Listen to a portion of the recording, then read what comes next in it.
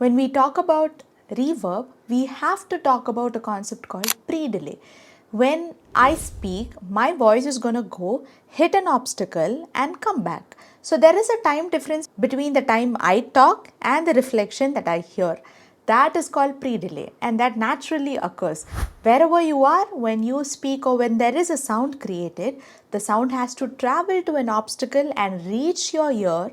That's called pre-delay. It never happens instantly, right? Most cases never happen instantly. Now in Reverb plugin as well, you have an option called pre-delay. And that's the exact same thing. The moment the signal enters into the reverb, how soon is your entire reverb signal gonna come up? Is it immediately, as in 0 milliseconds, or are you gonna wait for a couple of seconds and a couple of milliseconds and then you want that reverb to occur? That's what pre-delay tells you. But you need to understand that pre-delay and the time duration between each reflection, these two are entirely different. Pre-delay is when you want your entire reverb to occur. The reflection between layer 1 and layer 2, meaning one of my vocals can go hit this wall and come to me, whereas another area can go and hit another obstacle which is probably closer to me and it will come back to me. This is layer 1 and this is layer 2. This is one reflection and this is another reflection. You cannot determine the time difference between reflection 1 and 2. That's impossible in reverb. That's why it doesn't sound like you have different layers. It sounds like one whole, unit just coming to you. Because the difference between layer 1 and 2, it's so minimal that you don't really have that, distinguishing difference between them both. But when you want the entirety of the reverb to come in, that you can decide. So that's why we have pre-delay. There are a couple of ways by which you can do it. One, you can move this in terms of milliseconds and that sets your reverb. For example, when it is in 0 milliseconds, this is what you'll hear. And in times when I'm lost. So the entire reverb unit just comes the moment you play the track, because it's just going into the reverb, right? But if I push this, let's say 80 milliseconds. And in times when I'm lost, you're the one. So you hear that delay when the reverb starts. I'm going to push this further to make you understand how pre-delay really works.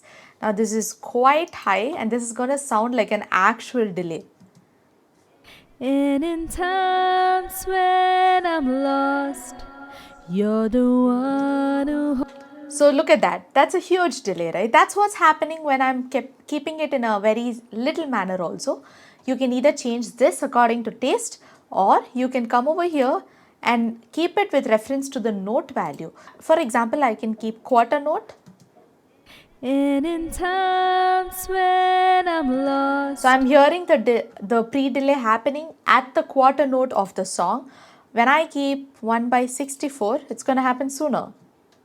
And in times when I'm lost. So either you can keep it through this or through this, or you can get into delay and reverb time calculator, and over here you can actually input the BPM of your track. My track's BPM is 160. So if I input 160, I'm going to get 4 different reverb criteria: hall, large room, small room and tight ambience, and I have different pre-delay settings that are assigned according to the BPM of my song.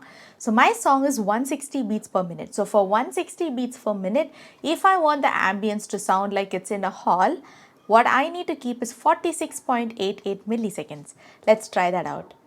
Double click and put 46.88. It might round it off, but that's totally normal. And in times when I'm lost, you're the one who holds my hand. So yes, there is that delay that I can hear. So my reverb doesn't exactly start when the vocals are starting. There's a tiny 47 millisecond delay before it starts. This is another way by which you can do it. There is no right or wrong way to do this. Usually, I just keep it according to taste. I just move that around. But sometimes, when you play it with an instrument, it may not sound like it's sitting well with the track. In those cases, I try the calculator and I try to see if that works well, if the values that the website gives me works well for my track. So with 47 milliseconds, let's listen to it with the song. And in times when I'm lost, You're the one who holds my hand. You're the one for me. I think it sounds okay. I can even bring it down if I want so that I don't give that huge delay if that's not what I'm looking into. But that's how you use pre-delay. Use pre-delay on your tracks because that's how naturally the tracks sound, like how you hear it in real life also. But you can go around with this also. There are so many songs where the pre-delay is sometimes kept to 0 milliseconds and the track works. So try tweaking it. Now that you know how it really works, know the fundamental, and then you will know when to step out, what will happen if you step out in all those scenarios. But that's it for today, guys. I'm Florina Jane, otherwise known as Flow of Music, and don't forget to like and subscribe this video. I'll see you in the next one.